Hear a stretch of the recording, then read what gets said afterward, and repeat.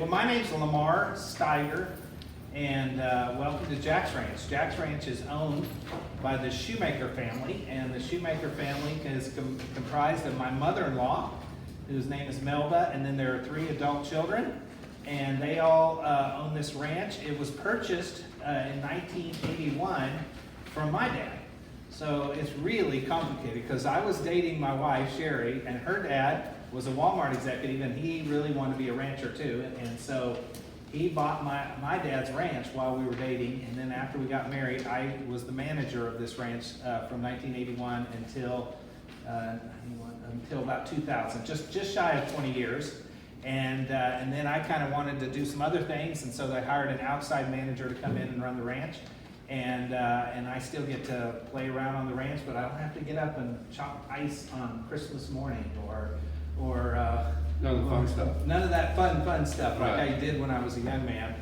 And so, and I'm a friend of Mike's. Mike's known my sister and our family for a long time. And so when he asked me to share a little bit about the live animal side, and you all, I was at the butchery, right? Is that what you call it? The butchery the other day, and got a tour and saw the facilities that you all are taking advantage of. And isn't that a wonderful thing that we have there? So some of it, I know we have some cattle people in the room, and we probably have people that have never been on a farm in the room. And so I'm going to go back, and I may not follow this just directly. I'm not a certified teacher like Mike. I'm more of a storyteller. And I also want you to interrupt, ask questions, and I want to know what you all are thinking and your perspective on some of these things. But we're going to run through. So what we're talking about is live beef cattle. And live beef cattle is unique in that you can't do the confinement facilities that they do with chicken and pork. And so we do have confinement when it comes to feedlots and that kind of thing, a little bit for a few weeks on an animal's life. But for the most part, the beef cattle are cool. I think it's cool is that we turn green grass that's mostly in unfarmable land. Like, you can't farm this ranch. It's rock. You can't, if you plow it up, you're going to have rocks this big. But we can grow grass. And so we turn green grass into red meat into green dollars. That's the entire purpose of what we do out here. And so there are people all over the United States who own a vast amounts of green grass that is not very good for farming. It's not great land for farming. Like 150 miles from here up in Kansas are the Flint Hills. And it's the most gorgeous rolling pastures. And you think, man, if I was a guy, I think you could make more money farming that land. But rocks stick up out of that ground like as tall as that chair, 3 or 4 feet. I mean, you'll just be driving along, and if you don't know that land, boom, you can. And I've been with guys in their own ranches where we've been driving along, and boom, hit a rock, like it'll stop it. So you can't farm it, but it does grow unbelievably great grass. It grew great grass for the buffalo, and now it grows great grass for beef cattle. So bovines or cattle are not native to North America or South America. They were brought here. And first they were brought here by the Spanish probably. And the very first bovines were brought and left probably in Mexico and in Texas. And we all know about the Texas Longhorn. And that developed over generation over generation over generation. Those longhorns developed, and that's what they grew in order to protect themselves from hogs and from predators. And those horns were not by accident. It's just like any other genetic trait that we need over years and years and years. The ones that had the big horns that were mean, those were the ones that lived. And so guess what? When they got bred and they had a new baby calf, the horns got bigger. And then the horns got bigger and the horns got bigger. So whatever cattle lived, those were the ones that those traits eventually became what's now is the Texas Longhorn. But as soon as people started coming over from Europe to the East Coast, they brought domesticated cattle with them. And almost all the cattle that came in the first 2 centuries was cattle from England.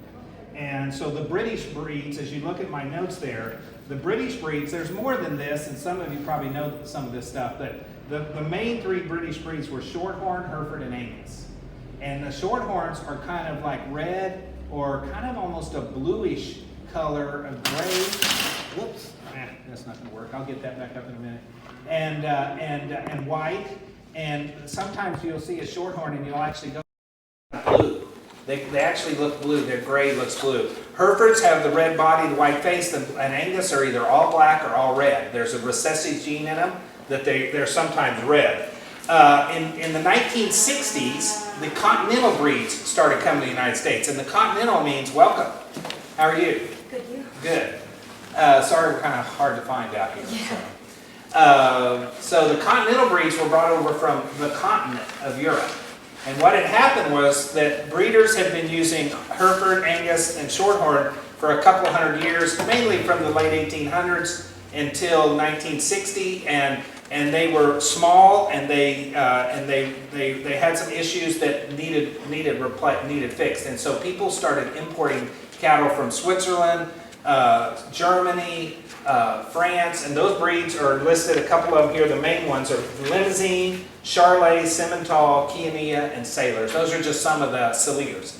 Those are just some of the breeds that came over from the continent of Europe. And it's interesting because, for instance, Simmental and Limousin were raised in two valleys that are less than 50 miles apart. But because Switzerland with the Alps was so remote, those valleys were so remote that the cattle over thousands of years, the cattle from this valley never were mated with the cattle from a valley that was just 40 or 50 miles away, because there was just no way to get back and forth. And so these people up these valleys in Europe, mostly in the Alps, developed these really, really cool breeds of cattle over the years that were so close, but because they were so far away because of the mountains, they never got to breed. They never got to interbreed with one another. And so come on in and have a seat. Don't be shy.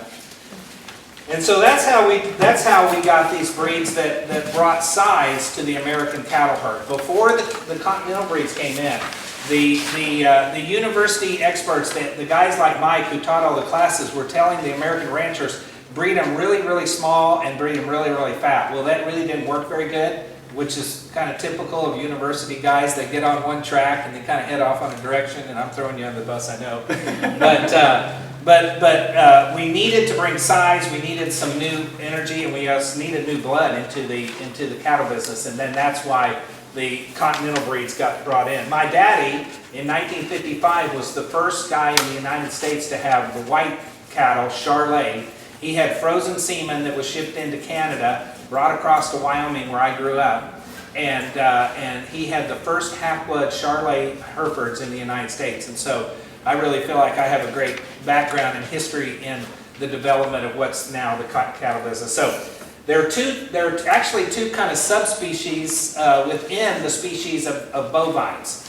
Bos taurus are European type cattle, and those are the ones you see that we grow for meat, that most of us see, and they're also for milk too. But the Bos indicus indicates India or southern Asia.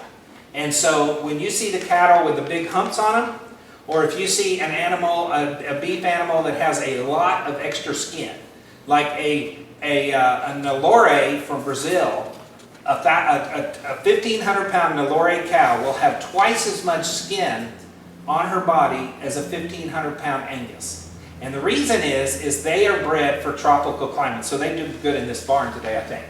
But they are bred for tropical climates. They're also bred to be very good at bug resistance, like mosquitoes and other parasites and all, that they, for some reason, there's something in their DNA over thousands of years of breeding them. There's something in their DNA that they're not that they do better with the parasites than the Bos taurus do. But so there's very few Bos taurus in this area. I mean Bos indicus in this area of the country.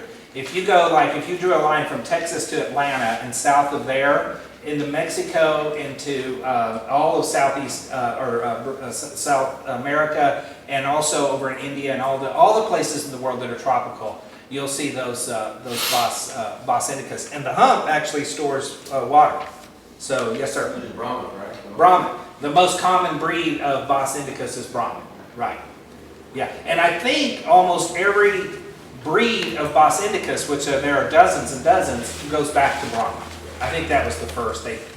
Scientists pretty well think that. So, and then there's other cattle now that have come along in the last 20 or 30 years. There's a breed called Santa Gertrudis, the largest ranch in the United States at one time. It's not the largest now, but it was at one time. The King Ranch, way down in South Texas, they took Shorthorn, Hereford, and Brahman, and they bred a new breed of cattle called Santa Gertrudis, and they're very mahogany red. They're almost the color of Mike's shirt. and maybe a little darker, mahogany red. And they do really, really good in the heat, and they actually do finish well with their carcasses are pretty good. And so people have developed these what we call composite breeds. If you cross a Brahman with an Angus, you have a Brangus, and there are people that use those for seed stock. Charbray is Charlet and Brahman. There's a new breed out there called Maximizer, and that guy has five different breeds of cattle that he's bred over 25 years to create a new breed he calls Maximizer, that he's trying to take the best trait from all the different breeds of cattle. So, beef cattle and dairy cattle were originally dual purpose. So a lot of people that brought their cattle here from Europe when they moved here to the United States, they not only ate the animal, but they milked her too. And so they use the same breed of cattle for both. But what's happened is in this last 100 years, people have specialized. So Holstein, or the black and white ones, they're almost all now bred for milk. Whereas Angus are all bred for meat. But 200 years ago, if you had an Angus cow, you would have milked it, and then when it had a baby calf, if that baby was a bull calf, you probably would have, if you already had a bull, then you probably would have just eaten the bull. And so it was dual purpose. And then in some regions, there's regions of the world, they're draft as well. They pull plows, they pull wagons, they pull that kind of stuff. There's a breed of cattle from Italy called Chiania, or Chiania, depending on how you want to pronounce it. And last year at Denver, the Chiania Grand Champion was 72 inches high at his neck bone, And they pull plows in the mountains of Italy, or pull wagons or whatever, as well as people eat them, and they're actually not bad eating cattle. So we were talking, Monty was here a little bit early because he came directly from Missouri and so didn't have the traffic issue. We were talking earlier about the changes in the beef industry. So when cattle first came here to the United States, they had, everybody was a farmer. Everybody was a farmer, but then when we got urbanization, then the farms got big so that they could supply the meat to the cities. And every city, every little town in America had its own butchery, and it's had its own slaughterhouse. Well, about 1900, when they invented refrigerated railroad cars, people in cities like mayors and influential people and everything said, hey, we don't want this stuff, it stinks. And as a matter of fact, like I saw a video yesterday of a butcher in New York City that ran like 20 cattle right down Wall Street. And he ran them right down the street, and they herded them into the backside of his butcher shop, and of course he sold fresh meat the next day. But the cities got to where they didn't want that, and so they pushed it to the rural areas. And then what happened was, when they had refrigerated railroad cars, then they said, well, we could butcher this stuff where the grain is. So most of the grain is grown in the Midwest, so people started building slaughterhouses near the grain, and that way the cattle could be finished in feedlots. They take it off of grass, and then sent to the feedlots to finish them out, and then they would be sent to a slaughterhouse at like Greeley, Colorado, Hereford, Texas, Sioux City, Iowa, near the grain. And then they could cut them up and send them out to the cities. And so, and then as our population grew, if you were alive from 1920 to World War II, and you were an American, you would have spent 40% of your income on food. And right now, if we really looked at what people in America spend on food, it's less than 10%. And that's including processed food, pre-made meals, and all. So if people just bought food and just made their own food, in America today, we have the lowest percentage of our income goes to buying food. Now, if you throw in restaurants, which my kids all left for college, so my wife and I go out to restaurants every night. So that goes way up, almost every night. I went in the other night and I said, what's for dinner? And she said, well, anything you want. Like, there's a bunch of restaurants here. We go to any of them.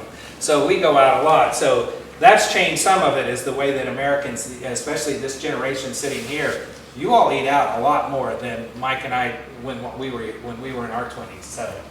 So anyway, the refrigeration led to slaughterhouses, and the slaughterhouses then, for years and years, they would cut the meat they would take a full carcass and they'd cut it in half, and a half a carcass is about what two guys could handle to take out to the butcher shop, to the cities to where the meat was sold. And for years and years, that's the way meat was handled. In the 60s, it came along with box beef, where we would cut the subprimals, we'd cut those carcasses, which you all know more about this than I do, is having this class with Mike, but you you take the big pieces of meat, the big muscle pieces, and put them in boxes that are what, about 3 feet by 2 feet?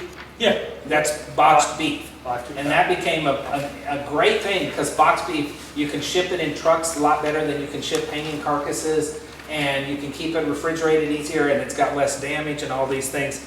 And then when Walmart went into the meat business in about 1990, they're the first ones that seriously got into the having the meat cut and trade put onto those white and black trays at a plant before it got to the grocery store. So there are grocery chains all around the United States, like I was reading this morning about Wegmans, 97 stores. They're up around St. Louis, I think. New York City. Or New York City. Yeah, Wegmans is the one on New York City. They have 98 stores, and every store has 6 butchers. They have their own butchers, so those boxed beef cutouts are sent to the store. But if you've been to Walmart or a lot of grocery chains, those boxed beef or the subprimals are sent to a case-ready plant, and then they have machinery that cuts it, and it's all supposed to be the same width. And matter of fact, Mike had a career in helping set up case-ready plants. He probably told you that, and so he's an expert at that. And the cool thing about case-ready meat, it's probably the safest way to handle meat because you have fewer and fewer people touching, and fewer places the meat has to be sent. And so we have a thing right now in America where we don't like the image of a stainless steel big warehouse with a bunch of machinery cutting things up. But if you'll stop and back up and think about it, what we love the farm to table thinking is that I'm going to go buy this meat from the local farmer and all this kind of stuff. And I love that too. I think it's great because I love seeing hundreds and hundreds of new little small farmers develop, and hopefully they can make a living. But the safest way to handle meat is not to touch it. And when it gets touched and moved around is when we have food safety problems, which I'm sure you all are spending a bunch of time on food health, and we talked about that before everybody got here. So we're going to shift over to the supply chain of the conventional meat as it is today. But questions, comments? I know there's people in here that are wondering, that guy doesn't know what he's talking about. So, Monty? Well, my question would be like... I know your name, so I'm calling out. Right, no, that's fine. So my question would be, like, what are you all trying to accomplish here? We'll get to the other side. So everything I kind of already knew, like, that's really cool about, Is that generally interesting, this story of beef? Does it help? Oh, yeah. The one thing you touched on, but I was in and out, but you talked about the different breeds of animals and the need for that because of the terrain that they might be going on. Yeah, so all of these different breeds that I mentioned, the Hereford, the Charolais, they all have different areas of management that they excel in and that they do well in. And so the Angus cattle are kind of known as the all-around breed. There are some cattle that grow bigger and have bigger carcasses and have a faster weight of gain. And those are mostly those continental breeds that I mentioned from Europe. And there are other breeds that maybe have less milk than an Angus, but their carcasses are better. And so there's probably 20 major breeds of cattle, of which Angus is by far the most dominant. And the reason I think it's the most dominant, I'll get into this more, is that it's kind of the all-around most valuable player. It's kind of like on a sports team. There's one guy that can really kick well. Well, you don't need 11 kickers. And you got a couple of guys that are huge and they're really good on the line, but they can't carry the ball. And then there's always seems like there's one player that can kind of do it all, And so Angus is kind of the do-it-all breed.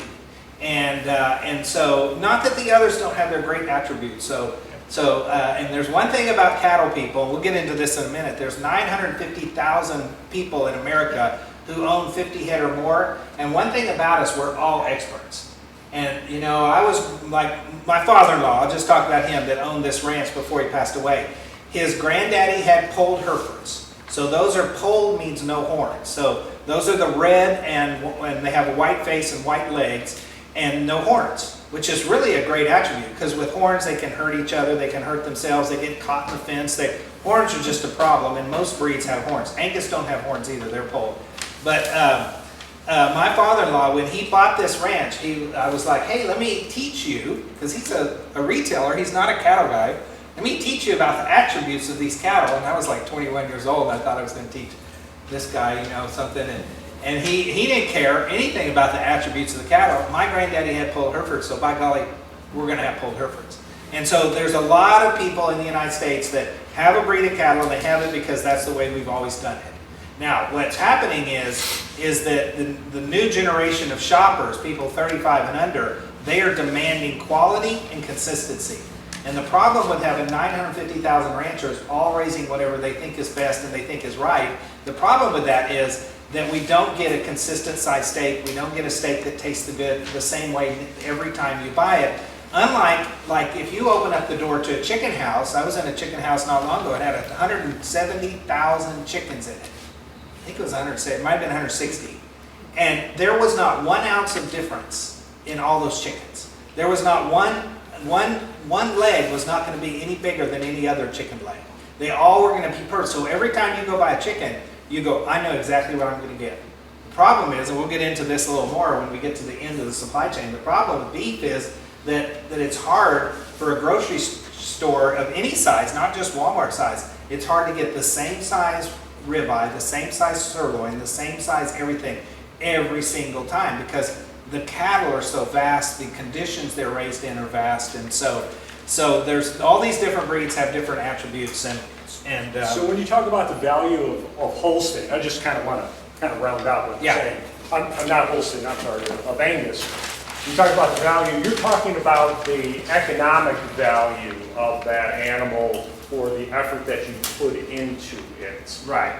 Opinions aside, the economic value that a Angus will bring is there's a market for it, and the reason that there's a market for it is because the slaughterhouses appreciate the value proposition of the cutout value. We've been talking about cutout values of animals, whether it be the lamb or a chicken, how much breast meat there is on a chicken versus the thigh meat on a chicken. Those are all cutout values. So that plays into this equation of feed conversion, ability to endure weather of certain types, the temperament of the animals. They're difficult to have around your farm and what damage they do to your farm.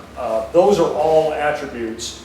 And Angus seems to have a lead, not being the best in all the categories, but probably being in the top percentile of all the categories, opposed to excelling in one versus another. And they had a great marketing push. Yeah, so back Let's not forget that, because Yeah. I think Hereford got left behind. I mean, that's why you have the Hereford House in Kansas City. I mean, Hereford was the epitome of all things, and that's why Granddad raised them, and that's why that was there. Yeah. And so there was some marketing involved. So the best thing that happened to Angus was the American Angus Association in 1980 formed a new company called Certified Angus Beef. It's a for-profit company that it will, at slaughterhouses, it will verify that it's a black-hided animal. And back in 1981, all black-hided animals were Angus. Well, what's happened now is all the other breeds, including Hereford, have changed over as much as they can to black hides, because you get a 15-cent premium if it's certified CAB. And then it has 9 other criteria of quality over and above the quality grades that the USDA gives it. And I'll talk about quality grades here in a minute. But that's the best thing they did. And then what happened was some of the restaurant chains and some of the, like McDonald's recently, 4 or 5 years ago, they have Angus meat. Well, it's not Angus any more than the man on the moon. It's just a word. And they don't have any way to verify that it's Angus. And then other restaurants, Wendy's, some of the steakhouses and everything. But if it doesn't say certified Angus beef on it, or if it doesn't come from a name brand quality program that you could check out online to verify while you're sitting in the restaurant, there are a few dozen really quality Angus products. But the word Angus has become synonymous with quality. So I was in Indianapolis at the Angus convention 2 years ago, and they went out and did man on the street interviews. And these are urban people who never been on a farm. And they said, what do you look for in a meat and when you buy steak? And the person was like, well, I always go to the grocery store. I like Angus. I always look for Angus. And it's just in their mind somewhere that Angus is better. And there's nothing in the world wrong with Hereford steak or Santa Gertrudis steak or any of these other breeds. But for quality and consistency, because there's so many more of them than any other breed, it is getting to where it's by far the most dominant breed. So what I'm going to do now is visit a little bit about the supply chain and why we do what we do, and this will lead into your question, Monty, about this ranch and what we do. So I did this. I don't know how to really do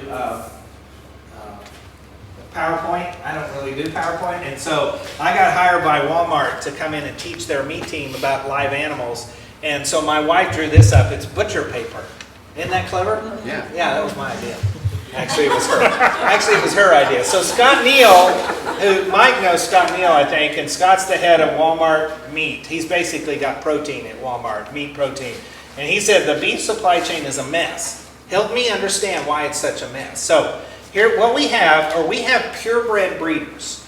And purebred breeders are the ones that have the pure line of all of those different breeds of cattle that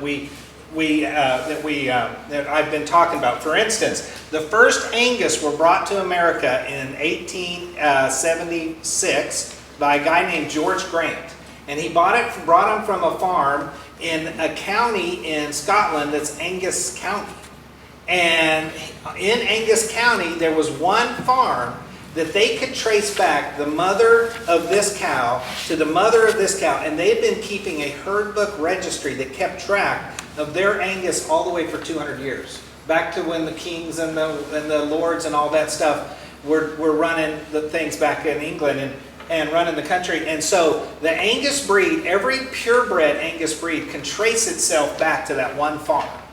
And so what we're getting if you go and you buy a purebred bull of any breed, but we're going to talk about Angus, what you're buying is predictability of what the next generation will look like. Because we know who its father was, we know who its grandfather was, we know who its great-grandfather, we know its great-grandmother, and we have all of this data that we've collected on this, and we collect the weights when they're born. We hoist a calf up in a thing, we hold it up there, and it's 64 pounds, and we send that off to the American Angus Association, and we can actually do it on our phones now. As the cowboys out here can actually just enter in 64 pounds on this calf, and it goes to the Angus Association in St. Joe through the internet right then. And it's kind of cool, all this up-to-the-minute documentation we have. And there are thousands of seed stock breeders for all of these different breeds, and they're keeping the line pure. And so if I am a cow-calf producer, so if I have a farm, let's say over across the line in Oklahoma, and I have 300 commercial cows, they're not purebred, let's say they're just all black, but they're not purebred at all, but we probably think they're probably Angus heritage because they're black, and he wants a high quality calf to sell down the supply chain. Then he comes over here to Jack's Ranch, first Saturday of March, and he'll buy a bull. The bulls will sell anywhere from $3,000 to $10,000 a piece. And he'll take that bull home and he'll turn that bull out with 25 cows. Or let's say 17 to 25 cows. 17 on a young bull, 25 for an older bull. And that guy will have, let's say he has 100 baby calves. He'll have 100 baby calves. 50 of them will be bulls, calves, and 50 of them will be heifers. And what the cow-calf man does is he then sells his calves at 7 months old. He probably keeps back 20% of his heifer calves, the female calves, because he has old cows that are getting old. One cow didn't get bred, one cow broke her leg, one cow, it's just any number of reasons that you have to replace the old cows with young cows. So he has 80 head of calves that he sells. Now, he's not in the packing plant. He doesn't own a slaughterhouse. He doesn't even know where there's a slaughterhouse, although there's one at Quapaw, the Indians at Miami now. Yep. So he sells 80 head of cattle, and here's this farmer out in Kansas or Oklahoma who planted wheat the first week of September. He harvested his soybeans and he plants wheat in the first week of September, and the wheat is getting about 6 or 8 inches tall, but he doesn't need wheat until the next summer. What he's got there is he's got green grass. So he buys 80 head of cattle from this guy and he puts it out on his wheat pasture. And all winter long, that animal, that baby calf, goes from 500 pounds to, let's say, 800 or 900 pounds grazing wheat.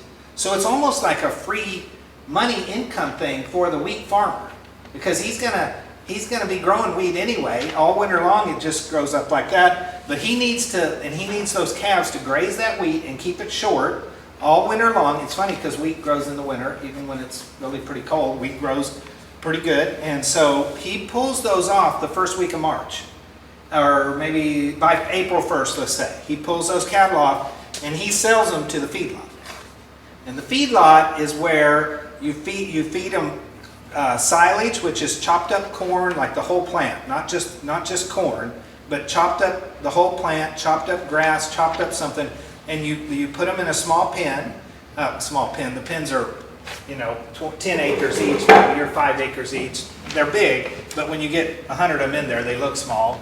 And that guy then feeds them until they are 1,350 pounds to 1,500 pounds, which 1,500 pounds is too big. But right now, feed is really cheap. So this guy here, he makes a lot of money by just feeding them until they're really big. But he sells them then to the slaughterhouses. So look at the progression here. 950,000 ranchers. There's thousands of these guys, stockers. There's hundreds of feedlots. And there's 4 packing plant companies that control 80% of the business. And so we can get into a whole discussion on that, but these guys are interested in making dollars off of carcass. And anybody have a parent that works at Tyson or work at Tyson right now or Cargill or anything? These guys make money off of selling pounds of meat to Walmart or whoever, grocery stores, Harps or whoever. They really don't make more money selling quality. They really don't make money selling quality. They make money selling pounds of beef. And so one of the reasons Walmart hired me is they're trying to figure out these guys back here and these guys are really concerned about quality. Because we hear you all, the American consumer, saying, we want better meat and we want to know where it came from and we want it to be sustainable. We don't want to waste any environmental inputs on it that we don't need to have, and we don't want any hormones in it, and we want very little antibiotic, only the antibiotic it takes to keep them well. And we're demanding this. We hear you. These guys here are just making money. So they're just raising pounds of beef.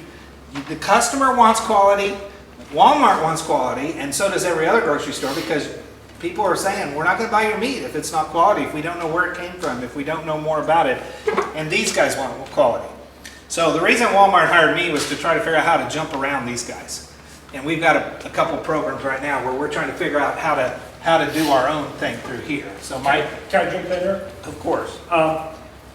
First of all, this is a master class. I'm telling you right now, if you're a master's thesis writer at Nebraska, this lesson here that you're learning is of that caliber. So thank you very much. I just want to kind of weigh in a little bit on this supply chain. And one of the reasons that this disconnect from here to here exists is because of the lack of an agreeable benchmark for what quality is. Right. That's the fundamental disconnect that creates the breaks in the supply chain that happens, that keeps this packer just pumping out pounds, to your point. Yeah. And this is not a new concept. Right. Certified Angus beef was the first and best shot at controlling that. Let me kind of get through this. So that's really there was not a measurable thing that everybody could agree to. It isn't that there isn't measurable things. You could run circles and you could pick 15 things that are measurable.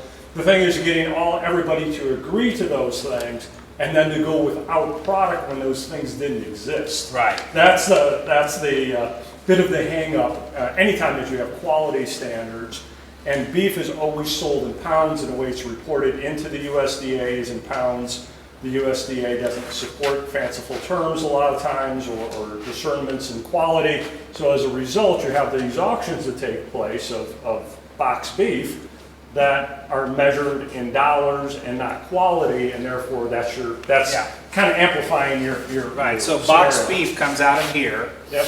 And Walmart has to put in their specs, and they buy it from Tyson and Cargill, and so that's. Yep. Had a question from Anthony. Okay. Well, the thing is, I mean, when you get McDonald's, your #1 beef buyer in all of America, they're purchasing most of beef. Aren't they going to control what they want more of? The same way they do. No, actually, that's a great question. Well, yeah, it's a great question. I'll give you my version. You can debate it for me. The difference between the beef industry and every other livestock commodity in the United States of America I'm going to probably offend our host here a little bit, is that there's this many guys doing it. That's the fundamental problem. You can't dictate back through the supply chain. That becomes the point of disconnect, is that you can't influence 950,000. There's no one retailer, including Walmart's, including the biggest food service company, including anyone, there's no one that can dictate back through this many steps. Yeah. And it takes so much time, Anthony. And so when I sell a bull in September, doggone it, I should have just taped the paper. I was trying not to tape the paper, but I'm going to tear it all up anyway. So just tape the paper. Take that black thing off. So when I sell a bull in October, and he gets put out with some cows the day after Thanksgiving. Those cows will not have the calf until September 1st. The 7 months later, let's say March 1st, he gets taken, those baby calves get sold. And they go to grass somewhere in Kansas or Oklahoma for a while, or they go to, in the summertime, they don't go to Kansas, Oklahoma, they go to the mountains in Colorado, up in the mountain pasture. And then they don't get into the feedlot until September. They're in the feedlot until January, and then they're not in the stores until, let's say, March. We're talking about quality, so my thing is like, it could be different types of cows. Let's say your average hamburger has 100 different types of cows or more.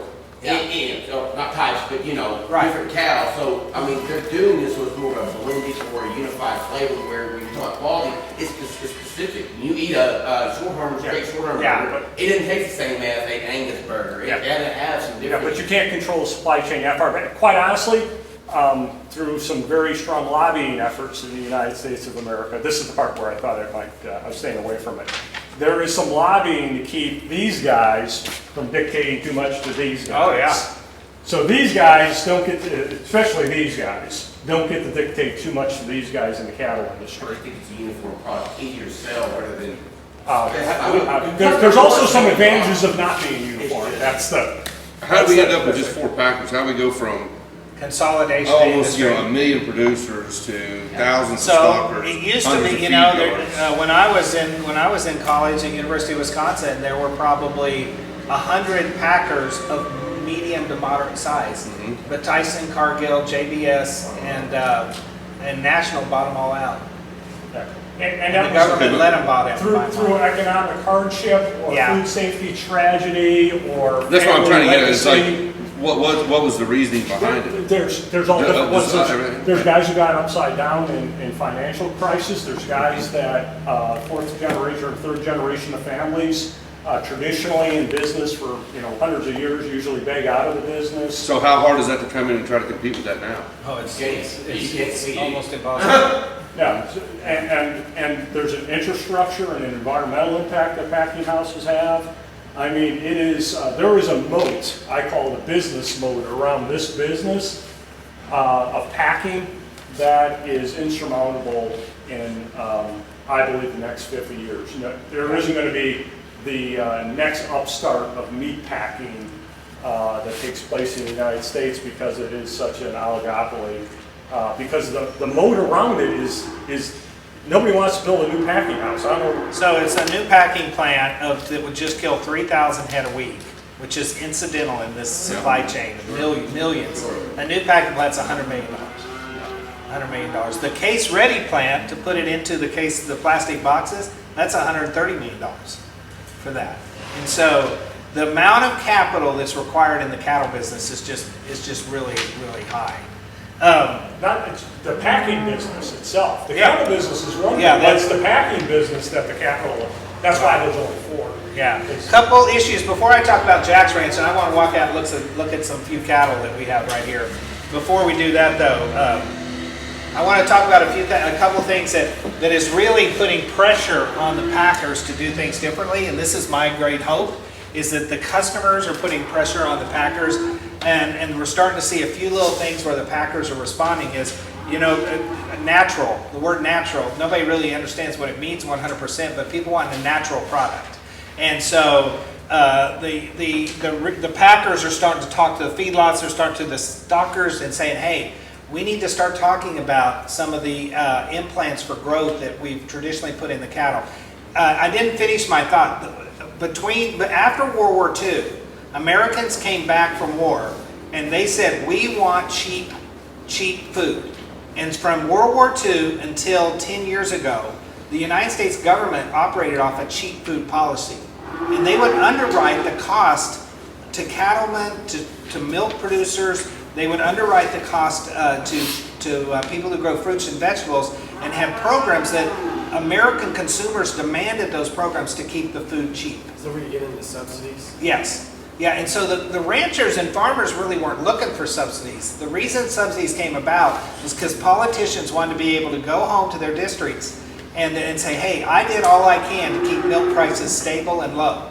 Because before World War II, milk prices went up when there was a lot of, or down when there was a lot of milk, and it went really, really up in the winter, and customers got mad because they were paying 3 times as much in January as they were paying in July. Well, it was supply and demand, and so the government came in and created a milk subsidy program so that the farmers could make money all year round, make enough that they could keep cows in production even when it was more expensive to raise milk. In January, it's a lot more expensive to feed them to make milk than it is in July. And so the subsidy program that we all hate was created because American consumers really wanted cheap food. So the newest thing that's happened is the pressure that everyone along here is getting. And the pressure is for natural, for organic, for what we call NHTC, which is non-hormone treated cattle. And so it's a common occurrence that they'll put a growth hormone in the ear. It looks like a little, it looks like a half-inch long tube, and they put it in the ear, and it lets out a little bit of a growth hormone during the time that they're from here to here. And they pull that hormone out of their ear, 60 days before slaughter? I think it's 60 days before slaughter. And there have been hundreds and hundreds of tests done, and there is zero chance that the growth hormone will affect humans.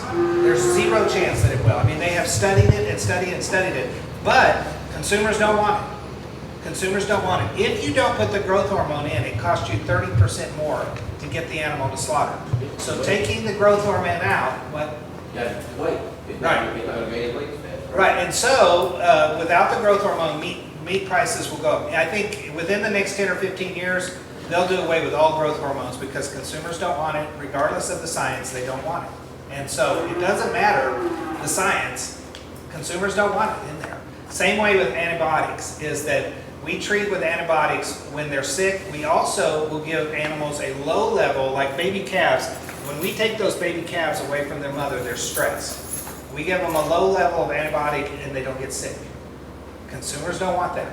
They don't mind, the studies show that consumers don't mind an antibiotic given when they have the flu or the sniffles or whatever, pneumonia.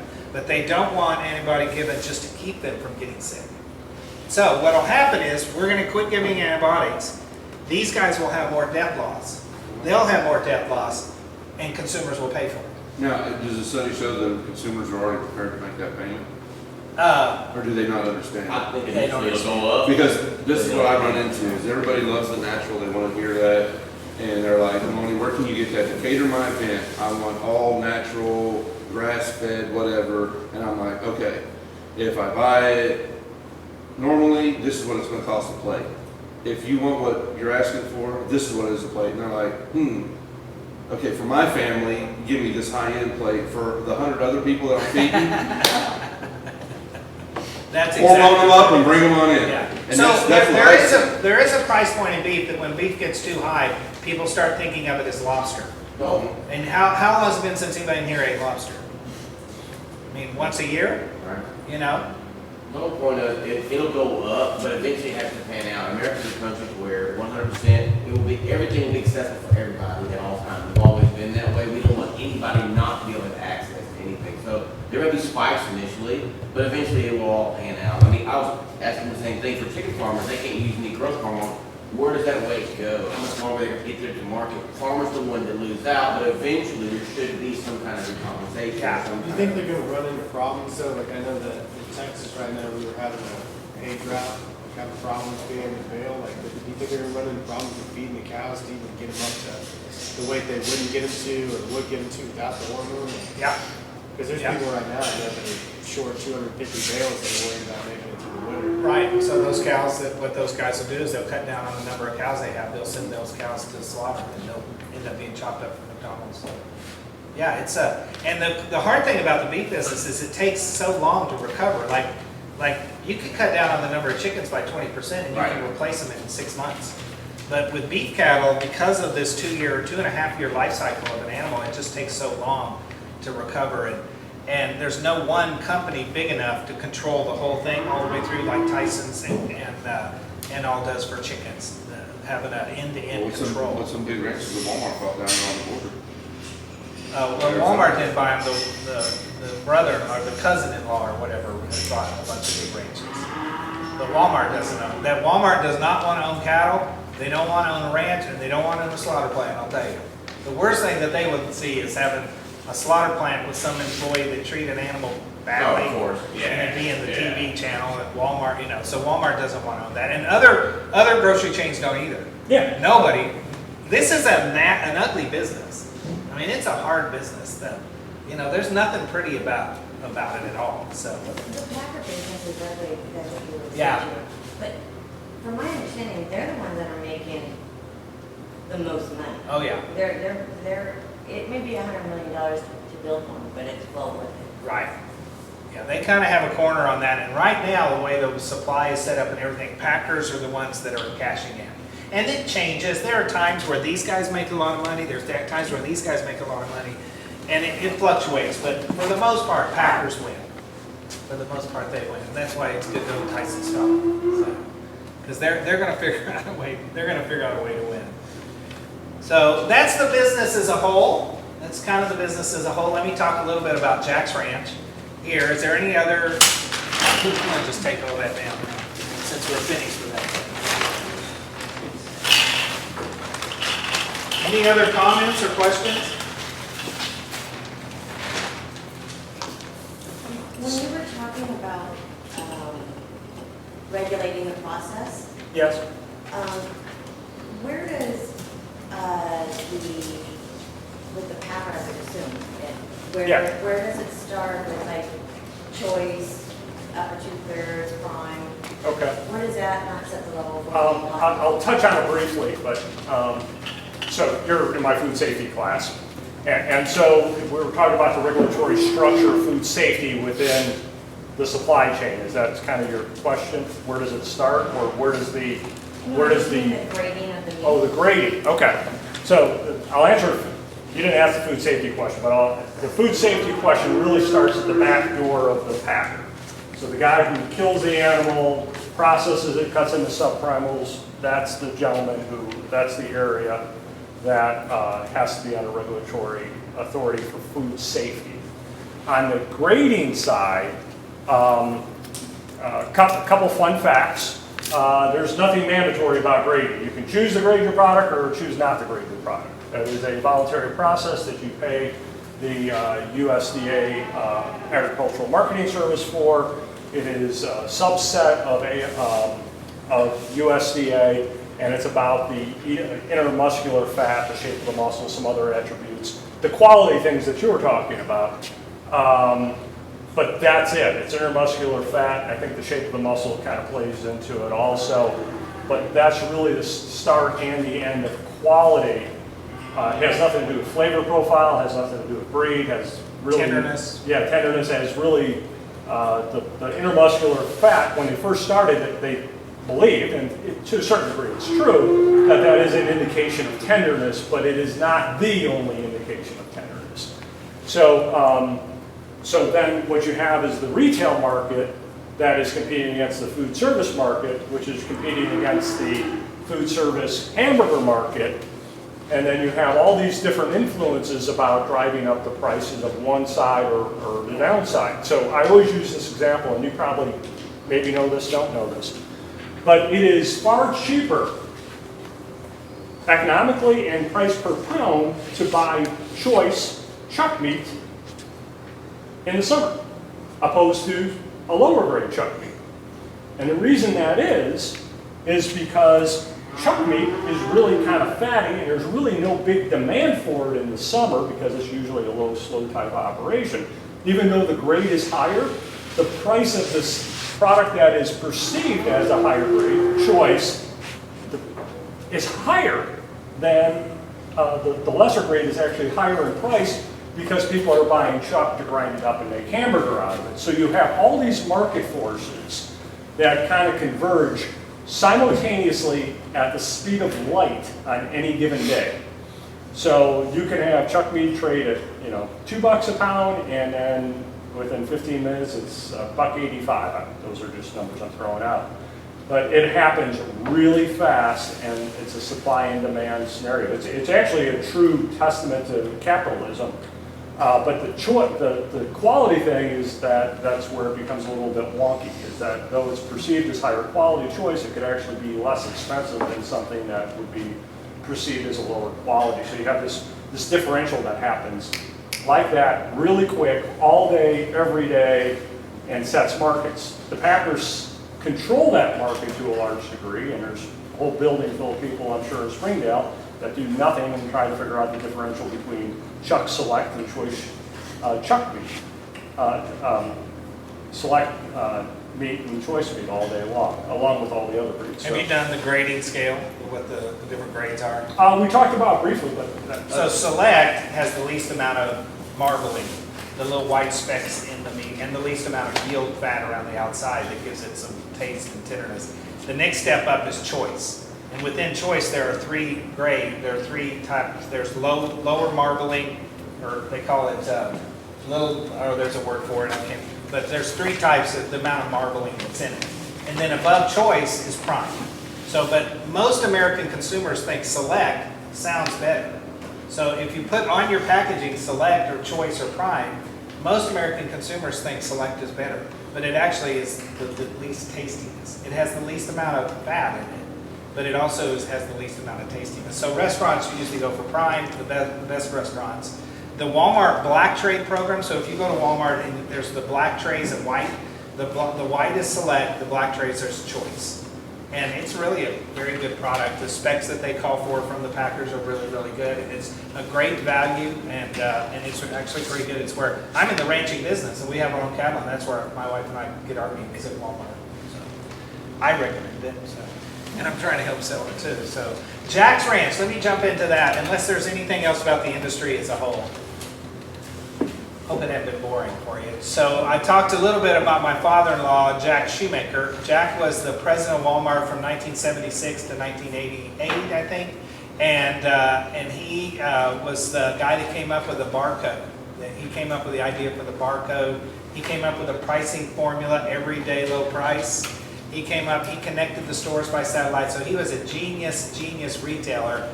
And like he was 6'4", very intimidating, very big guy. And he wore cowboy boots that had heels. Back in the 70s and 80s, we wore heels on cowboy boots like this, and so he was even, and he had a huge cowboy hat all the time. And even as great a retailer as he was, he wanted to be John Wayne. He really wanted to be John Wayne, and he liked that John Wayne mantra of, kind of big and in the way and dominating a room. And he decided in 1981 he wanted to be a rancher. He made some money and wanted to buy a ranch, and so we were milking cows on this place, my family was, and dating his daughter, and one night at dinner he said, why don't I just buy your ranch and get rid of those milk cows? Well, the last day I milked cows was probably the best day of my life. I mean, milking cows is really, really hard. Not marrying his daughter, huh? That or my wedding day, I'm not sure which one.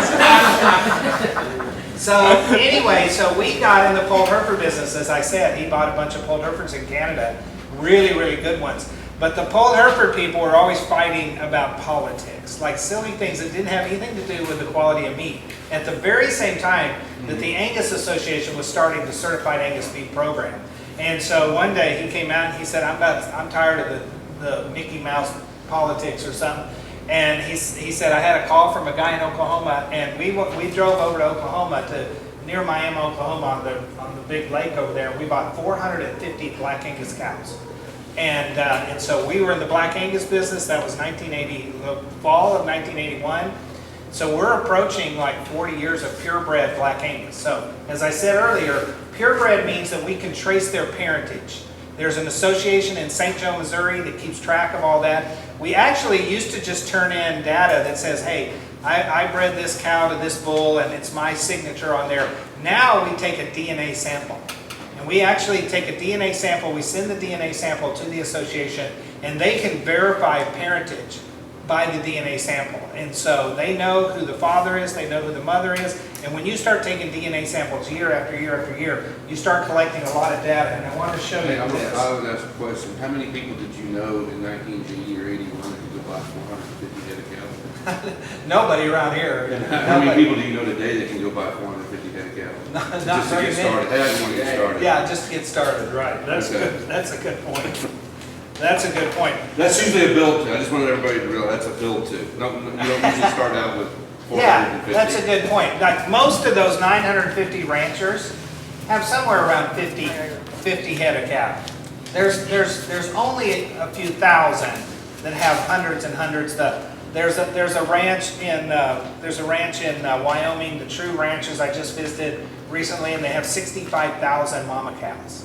So those are the unusual things. Most of the 950,000 are people that have 40 head of cattle at home. They work full-time at Walmart or Tyson or whatever, but they inherited some land or they bought 40 acres and they're built a house on it. They're like, huh? You know, or even if you have chicken houses, you're like, well, I got all this green grass, I might as well have some cows too. And you grow into the business, so that's a good point. So all of this DNA data that we collect and the actual data that we collect, like the weight when they're born, we weigh them when they're 205 years old, we weigh them and measure their height at 1 year old, we measure their height at 3 years old, we measure their height and their foot score at 5 years old, we take a picture of their hoof, and we would like to have healthy looking hooves because that's one of the first things to go on an older cow as she gets 6, 7, 8 years old is bad feet. And so we send all this data to the American Egg Association, and they have this very complicated algorithms that they have called expected progeny differences, EPDs. And they will make projections based on the thousands or millions of data points that they get from breeders like us that send data in. They will make projections that if I breed this cow to this bull, I will have a calf with a better carcass. Or I will have a calf that does a better job as a mother. It has more milk as a mother, it will produce more milk. I will have a calf with a better foot. So if I have 6 or 7 calves, or cows, and they're out of one bull, there's a bull called Precision. And Precision's daughters are known that once they get 5 years old, they just don't have great feet. Their feet start, it's not toenail, or it's not like toenails, but it's like a nail, their hoof. And it starts growing out and flaring and gets soft, and they just don't do as well. They can't walk around these Arkansas hills. And so if I have 6 Precision daughters, then I might go to the database of the Angus Association and I look it up and I say, hey, look, here's this bull called Big Data. There's a bull out in Montana right now that everybody's excited about. His name is Big Data. And Big Data, his mother, his father, his grandmother, his grandfather, they all have great feet. They're the best. So I'm going to breed Big Data to my 6 Precision daughters so that their daughters have better feet, or their sons have better feet. And so we have this constant challenge of all of these different traits, and I'll just read off some of the traits here. We have calving ease direct. So because we weigh all the calves at birth, and let's say that I have some really small cattle, then I don't want to use a bull that throws great big heavy calves. You know, I want to use a bull that has light calves. First-time heifers. First-time heifers, right. And so I can go to the database, I can pull it up, and I can say, here's the 50 bulls in the breed that have the lightest calves, but not too light. I mean, I don't want like dwarfs. But on the other hand, I don't want them 100 pounds either. So there's this constant balance of calving ease. Here's one, weaning weight. At 7 months old, I want them, here's my challenge as a cattle breeder. I want a 60-pound calf, but I want them to weigh 700 pounds at 205 days, or 7 months old. So those two fight against each other genetically. If I have a big calf, I have more likely of having a big weaning weight. And they have actually, through DNA testing and DNA markers, they've on those helix, you know, on a DNA, you've seen those circles like this, or they call it a helix.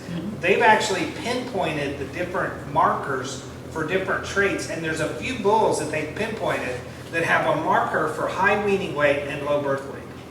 And I mean, that's like a miracle in my business. because I sell them by the pounds when they're 7, or my customers sell them by the pounds when they're 7 months old, but they don't want a calf that weighs more than 65 pounds at birth because they have a full-time job at Walmart, or they're in school at NWAC, or they're whatever they're doing, and they don't have time to go out there and babysit cows when they're having baby calves. And so they just need a cow that will have a small calf, but wean a big one at weaning. So, and there's other things in here that are really interesting. They've identified the DNA marker for docility, or being docile.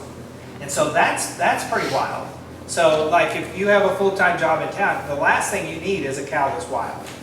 And then every time you go out there, she throws her head up, she's like, what's going on here? Off she goes to the corner of the pasture. That's exhausting. Some of that may be environmental. Maybe somebody hit her as a baby calf, or maybe something scared her, like a wolf or whatever, or not a wolf around here, but a coyote or something. But we've identified, or the scientists have identified, there's actually a DNA trait for docility, which is, I think, just wild. And then now we're getting into identifying DNA traits for carcass quality, how much marbling it will have, how much back fat it will have. And so there's another challenge, is we want as much marbling as we can get, the white specks of meat in the red, the white specks of fat in the red, but we don't want an inch of fat, because consumers and butchers just cut that off, and it gets mixed up with hamburger, actually, for the 70-30 hamburger. And so anyway, so what we're doing here is we're trying to produce the best bulls that we can produce for the customers that we have. Most of our customers at Jack's Ranch are bull buyers that live within 200 miles of here. So we'll just say the Ozarks. The Ozarks are unique in that the grass is fescue, which is not really good grass for growing cattle. It takes a special kind of beef animal that does well on fescue. We have really rocky hillsides, and so they have to have really good feed. Our customers are really, really concerned when they come here to look at bulls. The first thing, they don't look at how athletic the bull is, or how beautiful he is, or that we have him all groomed up and he looks really good. They look at his feet. And if his feet don't look good to him, and experts know, they know not to get a one that has their feet in like this. They know not to have it like that. There's a certain angle of hoof. And so those, you think, how would I know a good back one from a bad one? If you're in the business, then you learn. You learn what's good and what's bad. So we have 500 mama cows, which means we have 250 baby calves a year that are bulls. We take the bottom 50 of those bulls, no matter how good we think they are, and they're probably okay, but we take the bottom 50 of those bulls and we send them to Nebraska, and they go through a slaughter program, and we get the data back on how good they are as far as carcass. Because we figure if they grade choice and prime, then their brothers are the ones we kept to sell through here, they're going to be even better. So we take the bottom ones, the ones we think are the worst, and we slaughter them so that we can have some kind of thing to tell our customer, hey, we're really trying to get you a good carcass animal. And here's this animal's brothers, just all graded prime in Nebraska or wherever we send them. So the 200 bulls then will get marketed for for cow-calf breeders all over the Ozarks. Some of our breeders, they may need 10, some of the ones in Oklahoma and Kansas, they may need 10 bulls a year. Most of them just buy one bull at a time.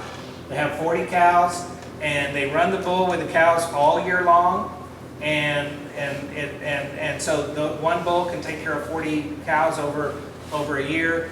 And some of our customers need 5, some need 3, and so we have customers that are looking for those 200 bulls, and we sell them in the spring every year. We sell a few in the fall. At the first weekend, I told a few people that the first weekend of October, on Saturday morning, 11 o'clock, we have free lunch, and the auction is free to come and watch, and we'll have a lot of people in here just watching. You're more than welcome to come and watch if it interests you at all.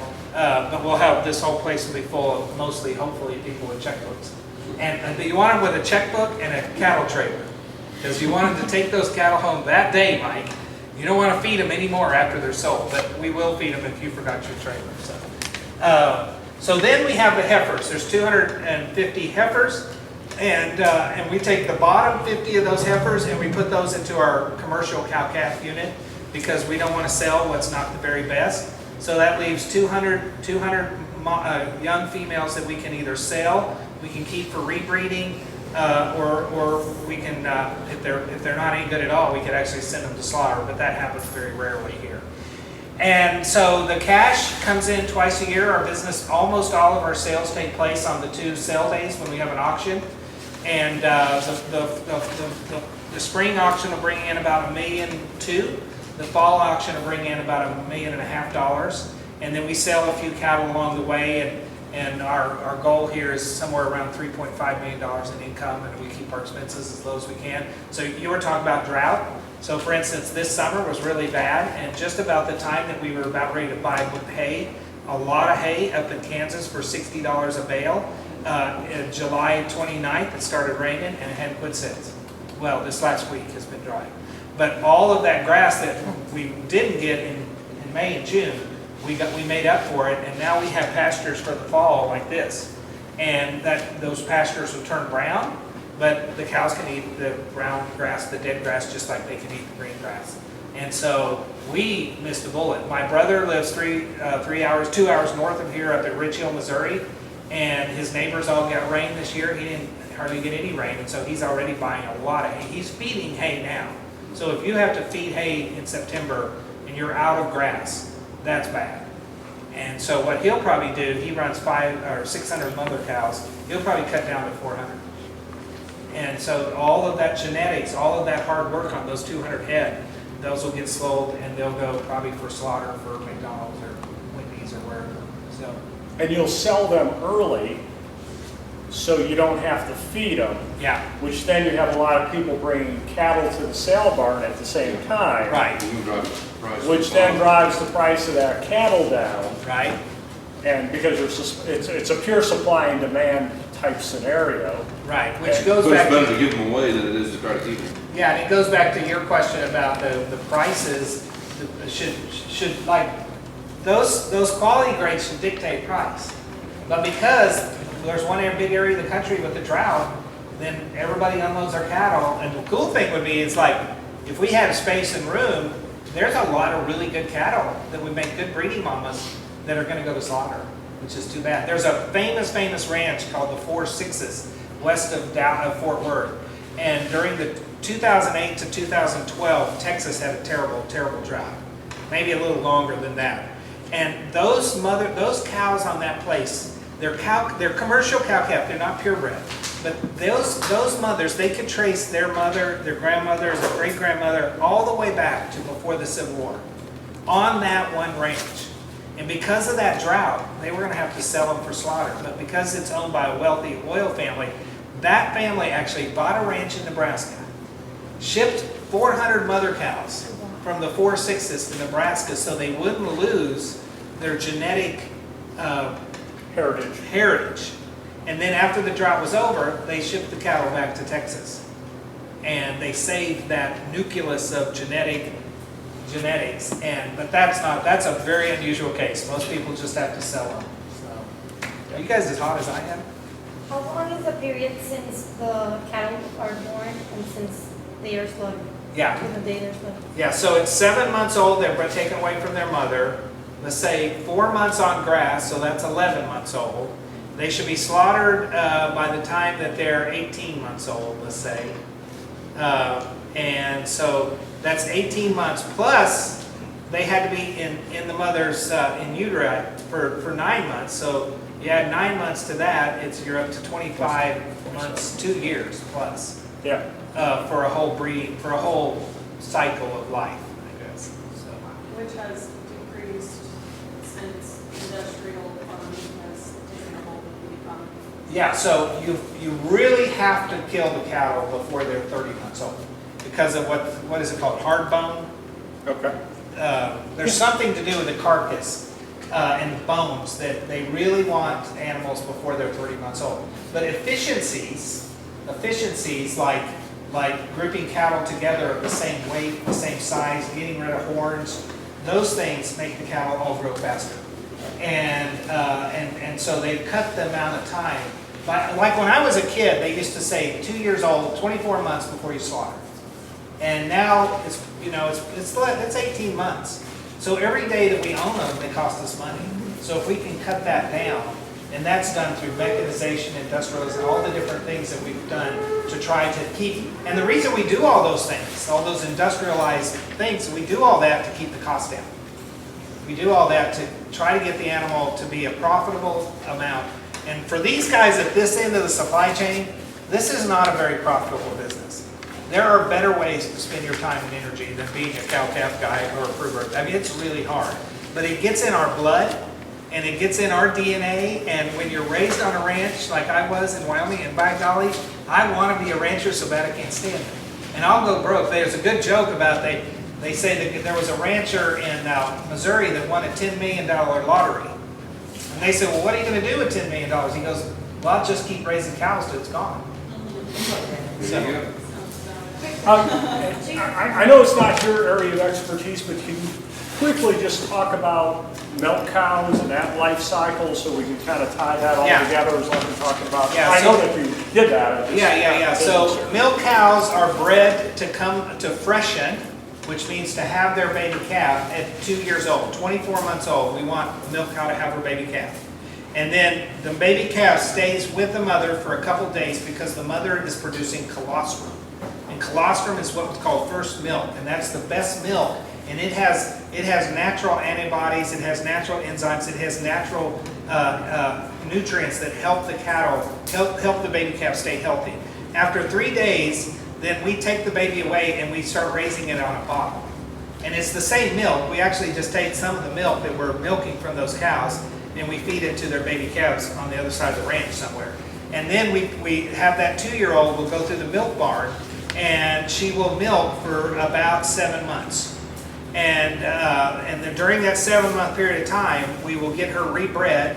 And then after 7 months, we dry her up or quit milking her as it would be. And then between 7 months and 12 months, then her body, everything she eats, all of her energy is going for that baby calf that's in her stomach, or in her stomach. It's not children. That's in uteri. And so then she will have another calf at 36 months. Her second calf at 36 months, and then we repeat it over and over again. And so that's kind of the life cycle. How many times does that take place? Huh? How many times does that take place roughly?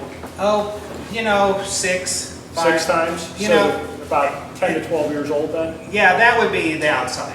That would Okay. be the outside. And there are reasons. So it's very similar when, this is an interesting genetic thing, is that the Holstein, the dairy farmers during like the 50s and 60s, they were trying to keep the price of milk down. And so they bred their mothers for more milk, more milk, more milk. Well, actually the cows started making so much milk that they quit coming in heat. They quit cycling. So they weren't getting bred. And so we've had those dairy guys have had to correct it and say, okay, we're going to get less milk out of this cow, but she was going to be healthier. It's kind of like women athletes, these high performance like Olympic runners and stuff. You know, they're throwing so much energy into running that they don't cycle. Their body doesn't come.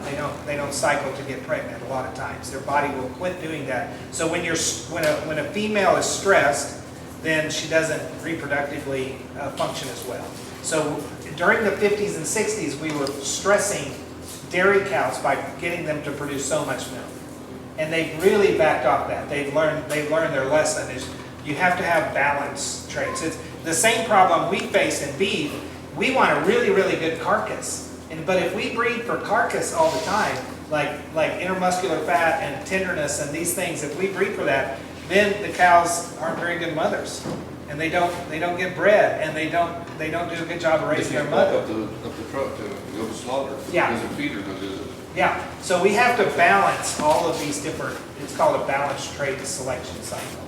So let's walk around the corner and look at a couple here before you all. All right. You probably can't get this over there. So this little mama here at noon did not have a calf, and now she has this big calf. Can you all see it around back there? Let me show, can you all see the number in the ear tag? The bottom number is her mother. Her mother has a tattoo in its ear that matches 3624. And then her father's number is U010, and her number is 7008. So that means that was the 8th calf born in 17. So she will be 18. So no, I'm wrong. But anyway, she's a 2-year-old. She's having early for a 2-year-old, I think. So anyway, and then those numbers, that top number corresponds, and that's tattooed in her ear. so that we always have it, so that we don't get her mixed up with any other cattle on the ranch. And before we had DNA testing, that was like vitally important. Now, if there's ever a question about who's who, because sometimes you can't read the tattoo, and if there's ever a question, we can go back to that DNA sample and we can figure out who she is. So, and then this is a cow that the guys just bought last Saturday over at a ranch in Oklahoma.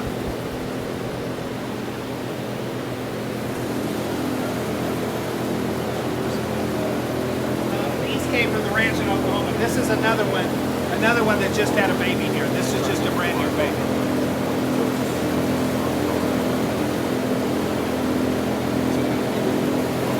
How long will they stay in a pen? So the only reason they get them up in the pen to have a baby is if they think there might be trouble. And so these are 2-year-olds that they probably saw, and they could tell that they were going to have a baby calf last night. And they looked like they were kind of going into labor, so they got them in and put them in a pen so they wouldn't have to drive around the pasture at night looking. So Chip, who lives in that red brick house over there, Chip will get up at least once a night, probably twice a night, and he'll come over here and turn the lights on and look and see and make sure they're not having any problems. Now the older cows, once they are 3 years old and older, they will have their calves out on the pasture, and it's actually preferable to have the calf out on the pasture, because when the calf is first born, the navel, there's the umbilical cord to the navel, and that navel cavity it's open, and that if you're going to get a germ, if you're going to get an infection, it happens through the navel. So when they do get them in the calf inside like this, like if the weather was bad in the winter, we would get them in. But what you do, as soon as that baby calf is born, you pour iodine on the navel, and the iodine on the navel kills. I think it hurts a little bit too, but it kills all the bacteria, the chances of infection, and so you always know when it's calving season at Jack's Ranch, the cowboys all have yellow fingers, and because iodine really strains, it really stains your clothes and your fingers, and so anyway, you can tell she's a little worried. Yeah. She's a little bit. So let's walk up here where they're a little older. Why is she worried?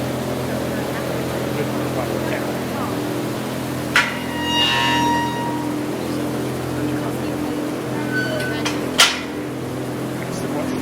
I don't know.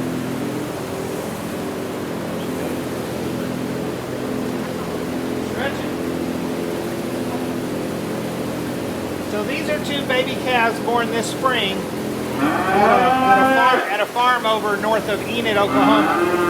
And the farm over there had their sale on Saturday. And so what we try to do is we don't want our ranch to become inbred. So you can't use the same bulls and the same cows, and you can't do that year after year after year, because after a while you're breeding cousins to each other. And even though we're in Arkansas, we don't want to do that, And so we have to go to other purebred ranches and buy genetics of cattle that we don't have their genetics. And so that cow there, that baby calf, and these 2 other baby calves are ones that our manager went over to Oklahoma this last weekend by Enid, and he picked them out as being genetically unique. They were maybe phenotypically unique. So not only do we look at the cattle's genetics, but we look at how their phenotype, what they look like. And so these are some pretty sweet little heifers. I looked at them, they came in on the truck Sunday, and I looked at them yesterday afternoon, and they are they have great eye appeal, they have good feet, they have a long, this is a loin here, from the top of the head, from the top of the tail down to the leg. You want a really long, straight piece there, because that's where you show it has a lot of meat in it. Its offspring will have a lot of meat because she has a lot of meat in it. But yet she's not fat. Sometimes they look really good, but they're fat. Fat can make them look good. But they just are generally very appealing purebred Black Angus cattle. So that muscle's really long and straight? Yeah. Okay. Yeah, really long and full. Long, full, straight, and that's the LD muscle. Remember when we were going through the lamb? talked about that muscle, and when we went through the pig exercise, we talked about the LV, lateral dorsine muscle, and how that ran along the back of it. It's traditionally been one of the more valuable muscles in the whole animal, so that's a good example of how long and flat that is, and doesn't have a whole lot of dips to it. Yeah.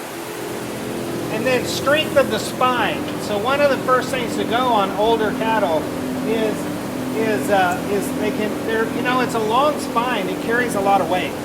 So you need a really strong muscle to hold that. And so, these things are almost perfectly straight back. Their back is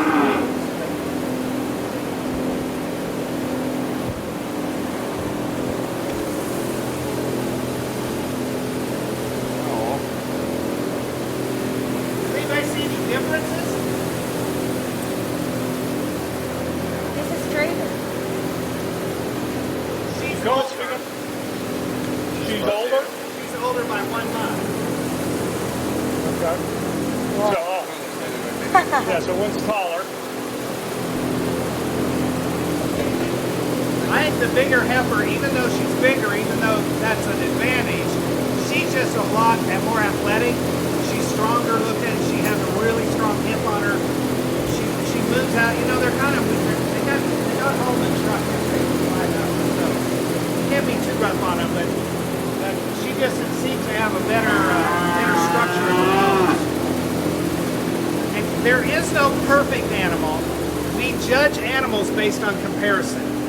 So when we look at them and we're picking them out, we base our evaluation of them based on comparison. So there's no perfect one. But out of these two, you might want to pick one or the other that you want to buy.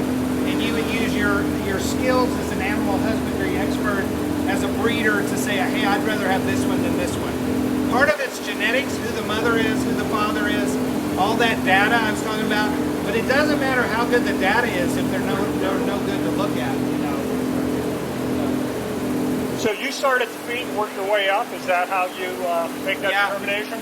Yeah, we have learned, with Angus cattle, we have learned to look at their feet. To start at the feet, and then look at the structure. And then the next thing I look for is athleticism.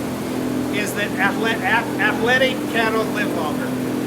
I mean, it just kind of makes sense. Athletes are stronger, they're whatever. I'm not very athletic, but athletic cattle live longer. So. Do they have good feet? Yeah, both of them have really good. Yeah, I think so.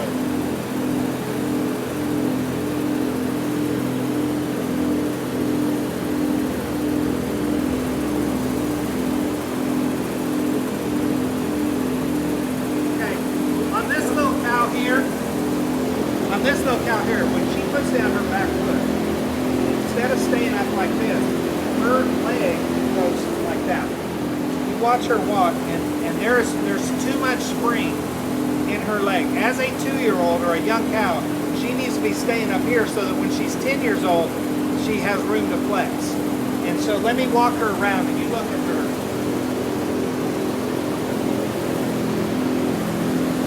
Oh yeah.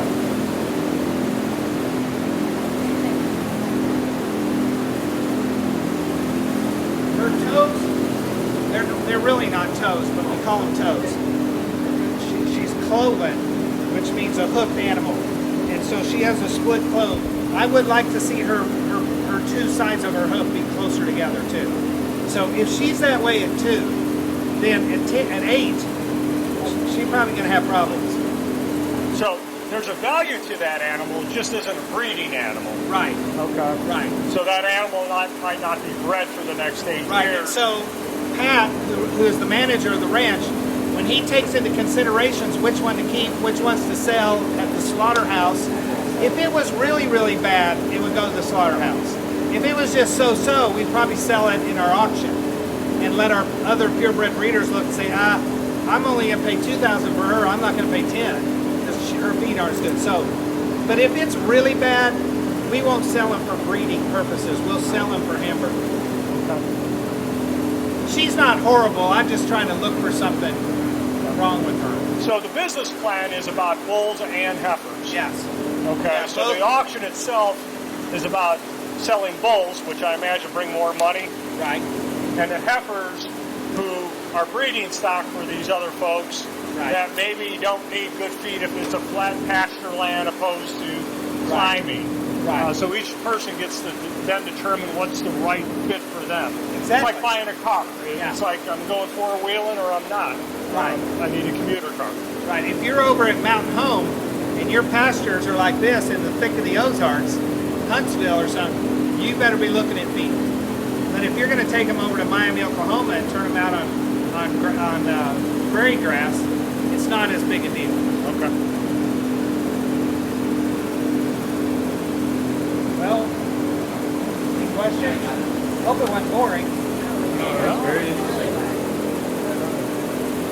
On the supply chain, when you were talking about people not wanting antibiotics and hormones in their meat, how it would cause the consumer to pay more, do you think that can be reversible at all?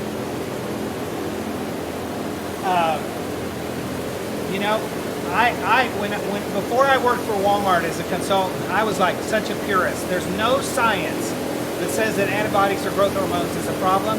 But what I've learned working with the Walmart meat team is it doesn't matter what Lamar thinks.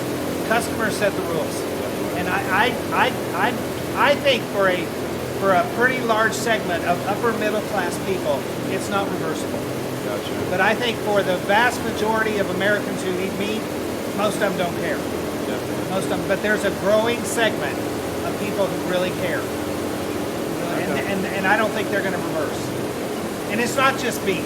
I mean, it's everything. Everybody's taking a look at the entire food supply chain for everything and trying to figure out. For instance, organic is so popular for fruits and vegetables, but it takes over half again as much land to grow the same amount of crops on organic. So, is it more sustainable to double or not double, but increase 50% of your land in farming in order to grow organic crops?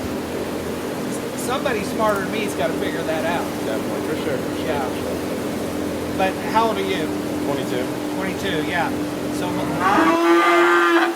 the what do they call insights at Walmart when they talk to customers? They have never seen the growth and interest in natural, non-hormone, no antibiotic, what we call never ever, which is both no antibiotic and no hormone. It went like this in 2012, or 2015. It went boom, and that graph was just going along like that, and then boom. And so Why was that? If it doesn't do harm to you, why are people scared then? Because the internet is telling people that it's bad. But the internet should have something. The documentaries, all of those things that play in. Of course, a lot of them are biased and one-sided. They don't paint the true picture. Yeah, the internet's not necessarily filtered through truth.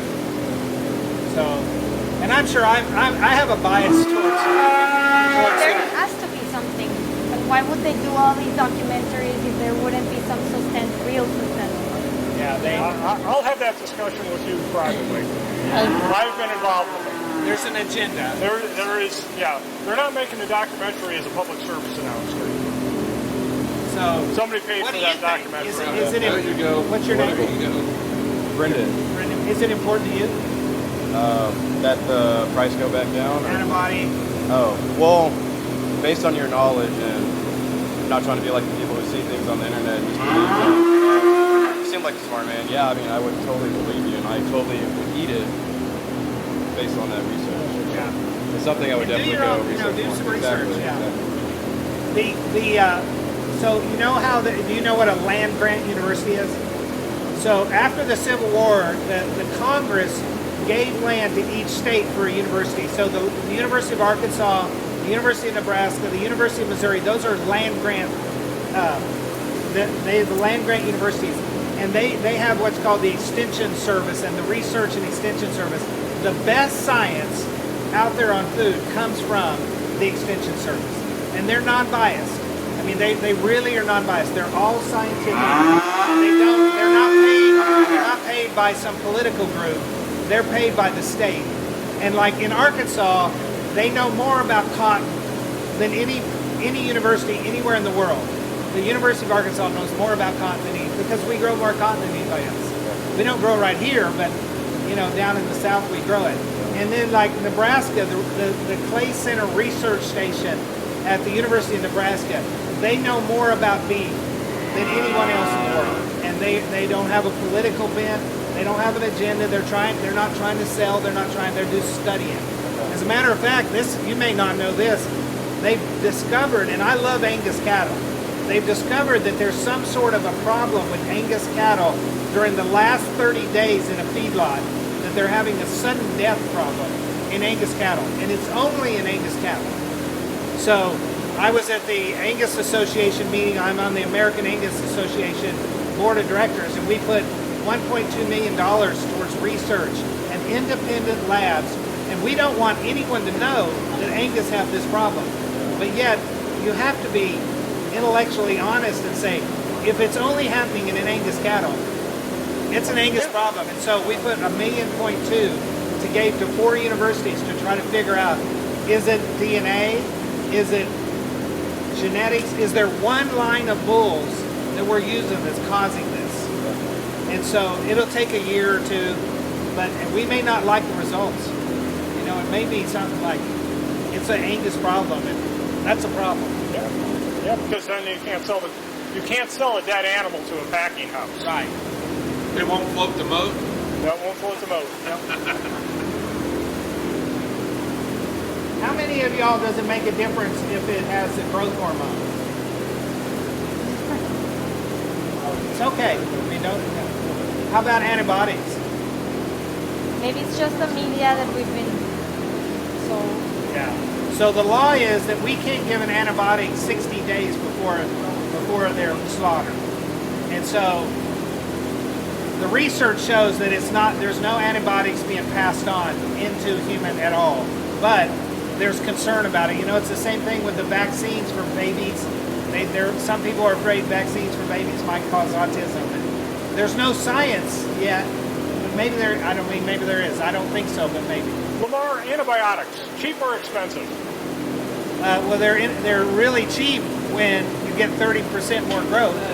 Okay. More, you know, they're expensive. So the net loss is. But you don't give them to animals because you think that, you know, that it's a good idea. You give them to them for a business reason. Right.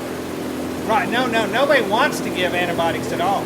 Okay. Or growth hormones. Those things all are. But if an animal's going to die in misery or get an antibiotic, I mean, it seems nice. I mean, I give antibiotics to my. I gave when I had little kids. I mean, you're not going to let them suffer when there's an antibiotic. Yeah. My point is that it's an input cost. Right. And sometimes it's perceived as some sort of economic fraud by the way it's framed sometimes. By the way it's framed sometimes. Yeah. That. Nobody wants to give it. Because it costs, that's an input. Yeah. It's an input for the medicine, the maintenance of that animal, keeping a record of that you did that. All those are inputs. So you don't do it just because it's convenient. You do it for a business reason. And I think that sometimes that gets lost in the conversation. So like if that baby calf got pneumonia and we gave it antibiotic, that antibiotic treatment would stay with that calf's record all the way through. And so if we sold it for an NHTC, non-hormone, a never-ever program where it couldn't have antibiotics, we wouldn't be able to sell that animal, and it would bring less money, but it also cost. I mean, one injection of antibiotic is like $17. So, and that's what we buy it in bulk. Yeah. Plus you got to pay somebody to go get it. Yeah. You have to record that. Yeah. Well, it's a $40 shop when you get done with it. Yeah. Yeah, but it's kind of like the free-range chicken. I went over to Decatur, and they had all these free-range chickens, and it sounds good, but while I was sitting there, I was with this rancher, and we sat on this hill, and he said, wait just a minute. I was like, what are we doing, John? John Aiden? Remember John Aiden? No, but go ahead. Anyway, he was an international Walmart guy. He said, just sit here a minute. So we sat there about 10 minutes visiting, and a chicken hawk came in, picked up a chicken, and carried it off. And he looked at me, and he said, how is that more humane than having the chicken in a barn? Like, and I was like, because it sounds good, free-range chicken out on the grass, eating bugs or whatever, it sounds good. But he says you sit there all day, you can watch 100 of them take your way. Thank you all. why would he shoot the chicken off? It wasn't his farm.